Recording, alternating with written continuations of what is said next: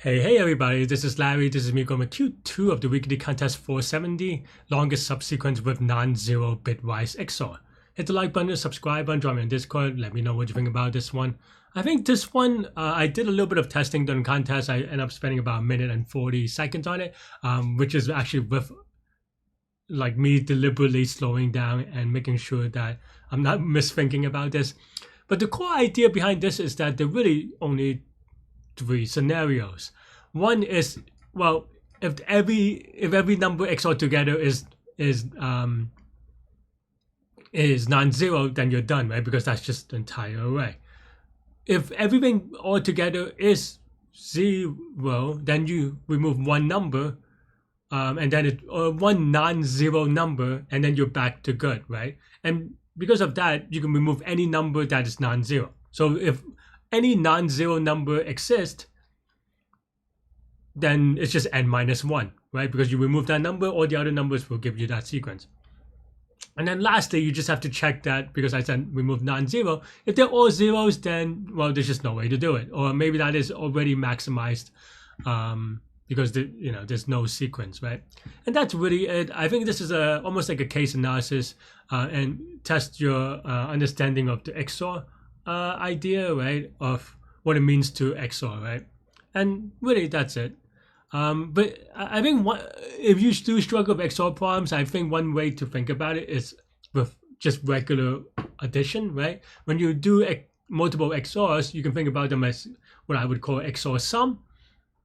XOR sum has a lot of parallels with just regular addition sum, and you can think about it that way. For example, in this case, you could just think about adding and maybe subtracting in some weird way for complements. And if you have a long line of numbers, you have positive and negative or whatever.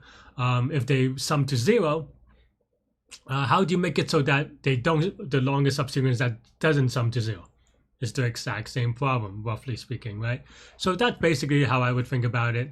And the proof, if there's a proof, that's going to be similar.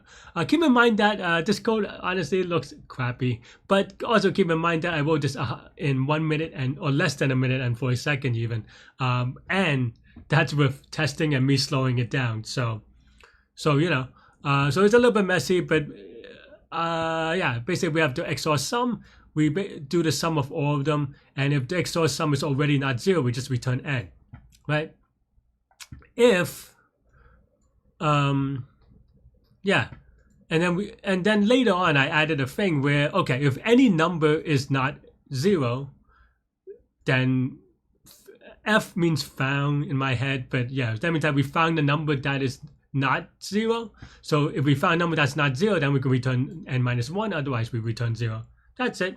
You can watch me live next, just so that you could see the progression of things, and it's like 1 minute long, right? So why not? But yeah, this is linear time, constant space. That's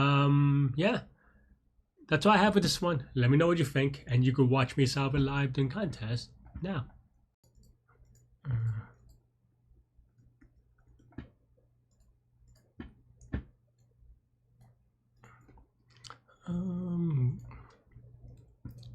Turn the length of the longest subsequent was non-zero. Okay.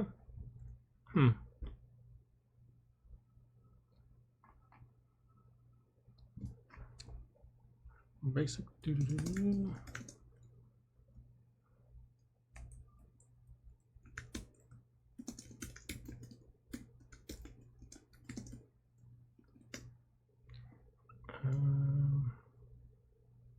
Yeah.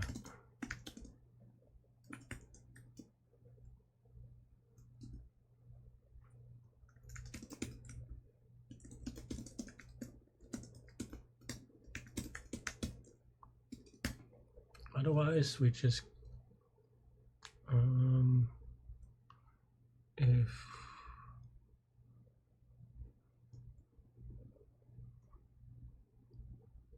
otherwise we just remove one number, right? Except for if they're all if they're all zeros.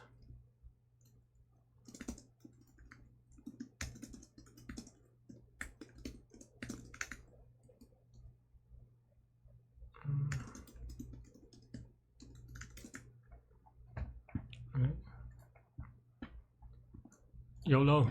No wrong answer, please. It's way easier to mess up that one, I feel like. Especially since I should probably... Thanks for watching, everybody. Hit the like button, hit the subscribe button, join me on Discord. Let me know what you think about this problem, this contest, everything in between. Stay good, stay healthy, to good mental health. I'll see y'all later and take care. Bye-bye.